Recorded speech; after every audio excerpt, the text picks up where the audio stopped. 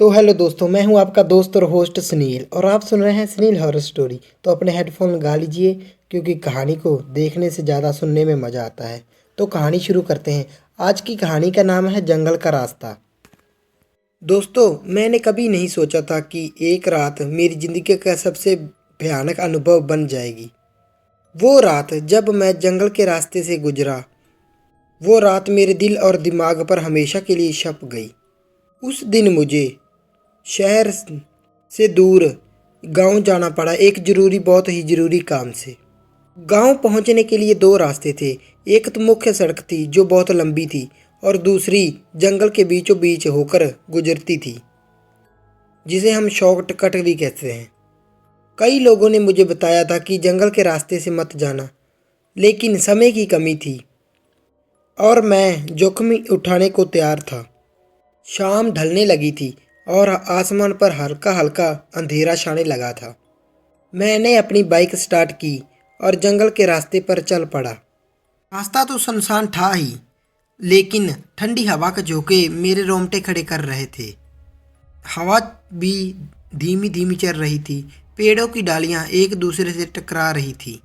कुछ दूर जाने के बाद मेरी बाइक ने झटका खाया और अचानक अपने आप बंद हो गई। मैंने कुछ देर उसे स्टार्ट करने की कोशिश की, लेकिन इंजन ने जवाब दे दिया। जब मैं अकेला था सुनसान जंगल में, चारों तरफ सिर्फ अंधेरा ही था और एक पूरे जंगल में अजीब सी खामोशी थी। दूर दूर तक कोई दिखाई भी नहीं दे रहा था, सिर्फ ऊंचे ऊंचे पेड़ और गहरी खामोशी थी। सड़क के किनारे सूखे पत्ते बिखरे हुए थे जो हवा के झोंके से इधर उधर उड़ रहे थे। अब हल्की हल्की ठंडी भी बढ़ रही थी। जंगल के रास्ते पर आते ही मैं थोड़ा सा सतर्क हो गया। अब मेरे दिमाग में ये चलने लगा था, मैंने ये भी सुना था कि लोग इस रास्ते में रात को जाने को भी तकराते हैं, लेकिन मैं कभी अंधविश्वास पर यकीन नहीं रखता था। बाइक की हेडलाइट के अलावा चारों ओर घना अंधेरा ही था। मैंने अपनी घड़ी देखी। रात के तकरीबन 8 बजे थे। मुझे गांव पहुंचने के लिए ज़्यादा समय नहीं लगना चाहिए था, लेकिन अचानक मुझे एहसास हुआ कि ये रास्ता जंगल का पहले से ज़्यादा कुछ लंबा नहीं लग रहा। मैं पिछले 10 मिनट से बाइक को लेकर सीधा चल रहा था, क्योंकि मुझे बाइक को धक्का देकर चलाना पड़ रहा था। वो स्टार्ट हो नहीं रही थी, इसीलिए पकड़कर मैं बाइक को लेकर 10 मिनट से चल रहा था। लेकिन मुझे ऐसा ही महसूस हो रहा था कि जैसे रास्ता खींचता ही जा रहा हो। कुछ देर तक मैं थक गया और मैं एक रास्ते पर खड़ा हो गया जहाँ से मैं जा रहा था। अब मैं जंगल के बीचों बीच अकेला खड़ा था। मेरी मोबाइल का नेटवर्क भी पूरी तरह से गायब था। अब सिर्फ चारों ओर एक अजीब सी खामोशी थी जो मेरे दिल की धड़कन से भी तेज लग रही थी, और हवा के पत्तों से सूखे पेड़ सरसराने लगे। अब मैंने सोचा कि बाइक यहीं रोककर पैदल ही गांव की ओर चलता ही बढ़ जाऊं। मैंने अपने फ़ोन की टॉर्च जगाई और रास्ते पर आगे बढ़ने लगा। जैसे जैसे मैं आगे बढ़ रहा था, मेरे दिल में एक अजीब सा डर बैठने लगा था। चारों ओर एक अजीब सी खामोशी थी। अब हवा भी रुक रुक कर चल रही थी, जैसे कि उसे कोई रोक रहा हो। पत्तों की भी सरसराहट अब साफ सुनाई देने लगी थी, मगर कहीं कोई जानवर भी नहीं दिख रहा था। जंगल में इतनी शांति मैंने पहले कभी नहीं महसूस की थी। मैं एक साइड पर खड़ा हो गया, लेकिन कुछ टाइम बाद मुझे ऐसा लगा जैसे किसी ने मेरा हाथ पकड़ लिया हो। मैं तुरंत पीछे हटा और चारों ओर देखा, लेकिन कुछ नहीं था, या शायद मैं देख ही नहीं पाया। मेरा दिल अब ज़ोर ज़ोर से भी धड़कने लगा था।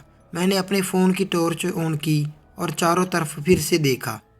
पेड़ अपनी जगह खड़े थे, पत्ते भी अपनी जगह सूखे हुए पड़े थे, लेकिन वहाँ अब कुछ ना कुछ बदला हुआ लग रहा था। जब मैंने कुछ मिनट पहले आगे रास्ते पर देखा था तो सड़क बिल्कुल खाली थी, लेकिन अब वहाँ एक पत्थर पड़ा था।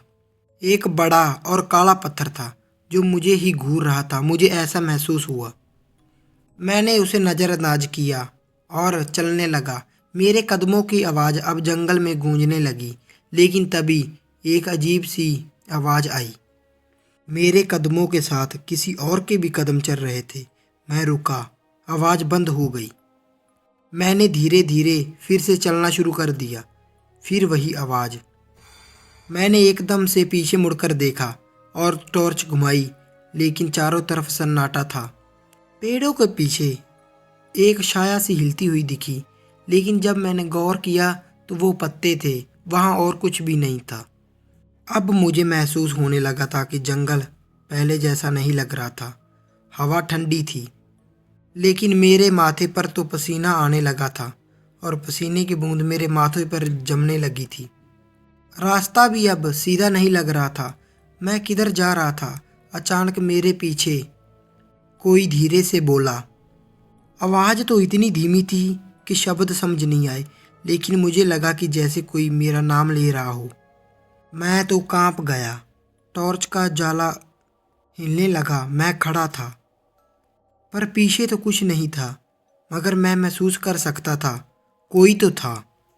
कोई ना कोई मेरे सांसों जितना करीब था। मेरी सांसें फिर से तेज हो गई। मैंने चारों ओर फिर से देखा, लेकिन वहाँ कुछ था ही नहीं जो मुझे दिखे। मैंने अपना ये वहम मानकर आगे बढ़ने की कोशिश की। ठंडी हवा और एक अजीब सी खामोशी, मगर उस खामोशी में भी एक अजीब सी बेचैनी थी। मैं हिम्मत जुटाकर आगे बढ़ रहा था। पत्तों पर मेरे कदमों की आवाज़ जंगल में गूंज रही थी, लेकिन वो अकेली नहीं थी। अब हर बार मैं जैसे ही चलता तो पीछे से भी वही आहट आती। मैंने फिर से रुककर ध्यान से सुना। टक टक टक। ये आवाज़ मेरे कदमों की नहीं थी, ये कुछ और थी। कोई मेरी ही आहट में चल रहा था, जैसे मैं चल रहा था, मेरी नकल कर रहा था। मैंने टॉर्च का उजाला फिर से पीछे घुमाया और तभी सड़क के किनारे सूखे पत्तों के बीच दो गहरे से निशान दिखे, जैसे किसी के पैर वहाँ कुछ देर पहले ही रखे गए हों, मगर वो इंसानी पैर नहीं थे। निशान गहरे थे, उभरे हुए, और उनकी बनावट भी अजीब सी थी, मानो किसी के पैर उल्टे हों। मेरा गला सूखने लगा। हवा भी अब अजीब सी हो गई थी और ठंडी भी हो चुकी थी, इतनी कि मेरी उंगलियां ही सुन पड़ने लगी थी। मुझे ऐसा महसूस होने लगा था कि पेड़ ज़्यादा घने हो चुके हैं। रास्ता भी लंबा लग रहा था। ऐसा मुझे लग रहा था कि जैसे मैं एक ही जगह पर घूम रहा हूँ या फिर घूमकर वापस वहीं आ रहा हूँ। मुझे यकीन नहीं हो रहा था, लेकिन जंगल मुझे अपने अंदर ही खींच रहा था। आवाज़ें बढ़ने लगी। अब सिर्फ आहट नहीं थी, कुछ और भी था। धीमे धीमे फुसफुसाहट और बढ़ने लगी चारों तरफ से। मुझे ऐसा लग रहा था जैसे कई लोग एक साथ कुछ कह रहे हों, मगर शब्द समझ नहीं आ रहे थे।